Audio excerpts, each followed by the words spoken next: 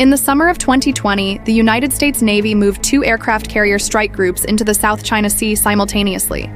It was described publicly as a routine freedom of navigation exercise. Privately, it was something else. It was a message, a demonstration of reach, of power, of the kind of presence that for 8 decades had defined what American military dominance looked like from the outside.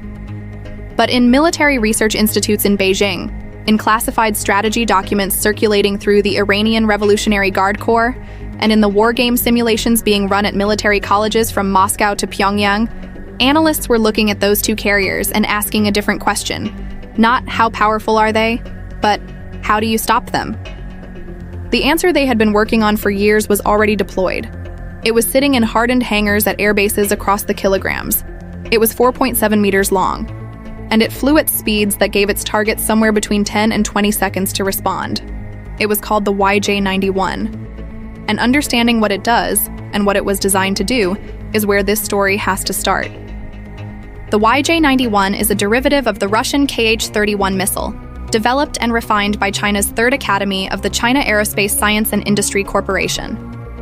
It entered operational service with the People's Liberation Army Air Force in the early 2000s and has been continuously upgraded since. At its core, it is an anti-radiation missile, meaning its primary guidance system is designed to home in on radar emissions. It detects the frequency of an active radar, locks onto the source, and follows the signal to impact. But the YJ-91 has a second mode. If the radar it is targeting goes silent, if the crew shuts it down to avoid being hit, the missile switches to inertial guidance, continuing toward the last known position of the emitter. You cannot simply turn off your radar and wait for it to pass. The missile has already memorized where you are. This dual-mode capability is what separates the YJ-91 from earlier anti-radiation weapons. It closes the escape route, and when you pair it with the speeds it travels, between Mach 2 and Mach 3, depending on flight profile, you begin to understand why naval defense planners have spent years losing sleep over it. At Mach 2.5, covering the final 15 kilometers to a target takes approximately 12 seconds. The Phalanx close-in weapon system, the last resort defensive gun mounted on U.S. Navy ships, can theoretically engage it in that window. But 12 seconds, in a saturated threat environment, with multiple incoming tracks, with radar systems already under pressure, 12 seconds is not a comfortable margin. It is barely a margin at all. The doctrine behind the weapon. To understand why the YJ-91 matters, you have to understand the strategic framework it operates within. And that framework has a name that has appeared in every serious analysis of modern great power competition for the past 2 decades: anti-access area denial, A2AD.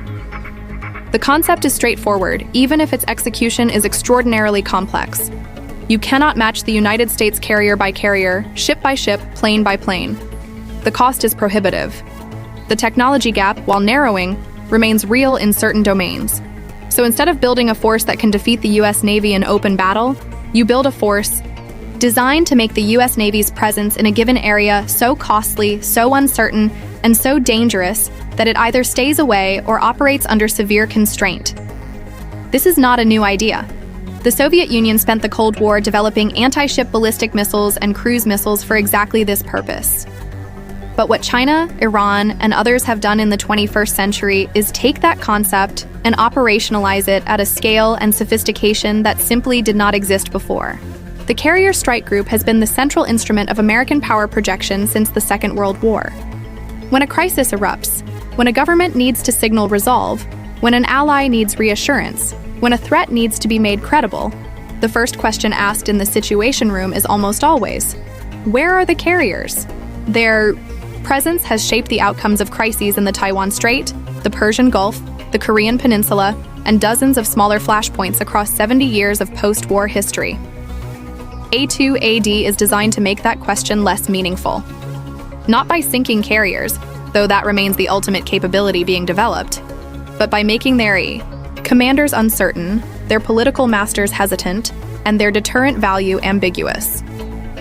If an adversary can credibly threaten a carrier group, the carrier's presence becomes a liability rather than a reassurance. And a carrier that cannot be risked is a carrier that cannot project power. That is the strategic objective. The YJ-91 is one piece of the architecture designed to achieve it. the Persian Gulf, and why it matters. The Persian Gulf is one of the most strategically compressed maritime environments on the planet. At its narrowest point, the Strait of Hormuz, it is 33 kilometers wide. Roughly 20% of the world's oil passes through that strait every day. The United States Fifth Fleet is permanently based in Bahrain, 40 kilometers from the Iranian coastline at its closest point. Iranian missile batteries, radar installations, and fast attack boat bases line the northern shore. In this environment, the standard advantages of a carrier strike group are significantly reduced. The open ocean gives a carrier group room to maneuver, room to disperse, room to create standoff distance between the carrier and a threat. The Persian Gulf provides almost none of that. A carrier operating in the Gulf is operating within range of shore-based missiles, within visual range of Iranian surveillance platforms, and within striking distance of a military that has spent 40 years studying how to fight it. Iran does not possess the YJ-91, but Iran has developed its own family of anti-ship and anti-radiation weapons, many derived from Chinese and Russian technology, and has explicitly modeled its naval strategy around the same A2AD principles. The Noor missile, an Iranian copy of the Chinese C-802, struck an Israeli warship in 2006, the INS Nimitz, demonstrating that even a relatively capable modern warship can be hit by a missile its crew does not adequately respond to. The lesson was absorbed by naval planners worldwide.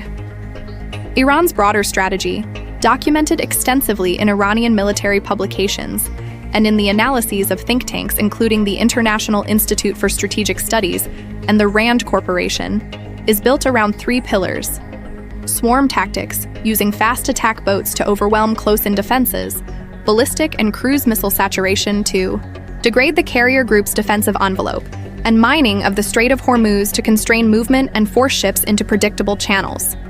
Against this backdrop, the arrival of a U.S. carrier strike group in the Persian Gulf is not a routine event. It is an escalatory signal, and both sides know it. How the attack works. Let's be specific about the mechanics, because they matter. A coordinated anti-ship strike using anti-radiation missiles and saturation tactics does not begin when the first missile is fired. It begins days, sometimes weeks, earlier, with intelligence collection. Surveillance drones map the carrier group's patrol patterns. Electronic intelligence platforms record the frequencies and pulse rates of every radar system in the group. This information is used to program the seekers of the anti-radiation missiles so they can identify and prioritize specific emitters. When the strike package launches, it does so from multiple directions if possible. The reason is geometric. A carrier group's defensive radar and missile systems have overlapping coverage zones, but they are not omnidirectional in terms of engagement. Capacity. Forcing the system to track and engage threats from multiple bearings simultaneously splits its computational and physical resources. Interceptors have to be vectored in different directions. Fire control solutions compete for processor time. The cognitive load on the human operators managing the system increases exponentially with each additional threat axis. The first missiles to arrive are the anti-radiation weapons. Their job is not primarily to destroy ships. Their job is to force a choice. The moment a ship's radar detects an incoming anti-radiation missile locked onto its emissions, the crew faces an immediate decision: keep the radar on and risk being hit, or shut it down and go blind. If they keep the radar on, the missile homes in and hits. If they shut it down, the missile may miss. But the ship has just removed itself from the group's shared tactical picture. It can no longer contribute to the integrated air defense network. It cannot provide targeting data to the ships around it. It has become effectively a sensor-blind platform in the middle of a complex engagement. Now multiply that across the group. 3 or 4 ships simultaneously forced to cycle their radars, going silent for seconds or minutes at a time to break missile lock. Each one that goes silent creates a gap. Each gap is a window, and the second wave of missiles is timed to arrive during those windows. The Aegis system and its limits. The Aegis combat system is the most sophisticated shipborne air defense system ever deployed. It was designed specifically to address the saturation problem, to track and engage multiple simultaneous threats, faster than any human operator could manage. The SPY-1 radar can track more than 100 targets simultaneously. The system can engage multiple threats with standard missiles in rapid sequence. It is, by any measure, an extraordinary technological achievement. But it has limits. And those limits are precisely what adversary doctrine has been engineered to exploit. The first limit is magazine depth. A guided missile destroyer carries a finite number of interceptor missiles, typically 90 to 96 vertical launch cells, not all of which contain air defense missiles. Once those are expended, the ship is defenseless against air threats except for the phalanx. Saturation attacks are designed to drain magazines faster than they can be replenished. The second limit is the engagement timeline. Standard missiles need time to reach their targets. At very short ranges, with very fast incoming missiles at low altitude, the geometry of a successful intercept becomes increasingly unfavorable. The sea skimming profile used by modern anti-ship missiles keeps them below the radar horizon until they are close, compressing the engagement timeline to the point where there may be only one intercept attempt before the missile reaches the ship. The third limit is the human element. Aegis automates much of the engagement process, but human operators remain in the loop for key decisions. Under the pressure of a complex, multi-axis, saturated attack, with alarms sounding, tracks appearing and disappearing as radars cycle on and off, and communication channels congested with reports, the cognitive demand on those operators is immense. Studies of naval engagements and training exercises consistently show that performance degrades under sustained high-intensity pressure. This is not a criticism of the people involved. It is a documented characteristic of human cognition under stress, and it is something adversary planners deliberately account for. The moment of decision. Assume the attack has run its first two phases. Radar coverage across the group is degraded. One destroyer on the outer screen has taken a hit to its sensor suite, not sunk, but effectively blind. Two more ships have burned through a significant portion of their interceptor inventory. The carrier itself has taken indirect effects from a near miss. Structural vibration, some systems disrupted, backup power engaged in sections of the command deck. The carrier is still operational. It is still mobile. Aircraft can still launch. But it is not the same force it was 90 minutes ago.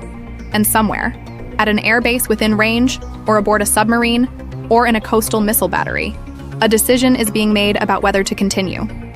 At this moment, the commander of the carrier strike group faces the central dilemma that this entire sequence was designed to create. Under U.S. rules of engagement, a commander under active attack has authority to defend the force. That is clear. What is less clear is the question of proportional response and escalation management. Striking the air base, from which the attack originated, a logical military response means striking sovereign territory. It means escalation. It means a political decision that extends far beyond the authority of a strike group commander and requires presidential authorization under the War Powers Resolution. That decision travels up the chain of command in real time, under fire, with incomplete information and a communication architecture that has itself been partially degraded by the attack. The National Security Council convenes. The Secretary of Defense is on the line. Intelligence agencies are trying to assess the scope of the attack, who authorized it, and what the second and third order consequences of a retaliatory strike might be. This is not a hypothetical failure of planning. It is a documented vulnerability that military strategists have written about openly. The 2019 RAND Corporation report on Great Power Competition explicitly identifies decision-making compression, forcing high-stakes choices under time pressure with degraded information, as one of the primary goals of A2AD doctrine. The attack is not just military. It is cognitive. It is designed to break the decision cycle of the most powerful military in the world faster than that military can respond coherently. The historical record. None of this is theoretical. History has given us data points, and they are sobering. In May 1987, the USS Stark, an Oliver Hazard Perry-class frigate operating in the Persian Gulf, was struck by two Exocet missiles fired by an Iraqi Mirage F-1 aircraft. The attack was almost certainly a mistake. Iraq was targeting Iranian shipping and misidentified the Stark, but the result was instructive. 37 American sailors were killed. The ship was nearly lost, and the Stark's phalanx system, which could have engaged the missiles, had been set to standby mode by crew members who did not believe they were in danger. The lesson most commonly drawn from the Stark is about complacency and readiness. But there is a second lesson, less often cited. A single aircraft, firing two relatively unsophisticated missiles, came within margins of sinking a modern U.S. Navy warship. The exocet that hit the Stark was not a Mach 3 anti-radiation missile with a dual-mode seeker. It was a subsonic cruise missile from 1974. The vulnerability it exposed has not gone away. The missiles designed to exploit it have become dramatically more capable. In 2000, the USS Cole was nearly sunk in Aden Harbor by a small boat packed with explosives. 17 sailors died. The attack demonstrated that asymmetric tactics, not sophisticated weapons, but creative application of limited means, could inflict catastrophic damage on a nominally protected U.S. warship. In 2006, as already noted, Hezbollah struck the INS Hanit with a C-802 missile. The Israeli ship survived, but its crew had not activated its close-in defense systems because they believed Hezbollah did not possess anti-ship missiles. Intelligence failure compounded by complacency. The ship survived by fortune as much as design. Each of these incidents is a data point in the same argument. The protection afforded by advanced naval systems is real but conditional. It depends on readiness, on information, on correct threat assessment, and on the decisions made in the seconds available when something goes wrong. A2AD doctrine is designed to degrade every one of those conditions simultaneously. What comes after? The carrier group in the Persian Gulf, in this scenario, does not sink. That is important to state clearly. The United States Navy is not a paper tiger. Its defensive systems are genuinely capable. Its personnel are among the most trained in the world. The scenario described here represents a serious degradation of that force, but not its destruction. What it represents instead is a proof of concept, a demonstration, visible to every surveillance satellite and signals intelligence platform monitoring the engagement, that a carrier group can be hit, that its radar can be suppressed, that its coordination can be fragmented, that the decision cycle of its political leadership can be compressed to the point of paralysis, at least temporarily.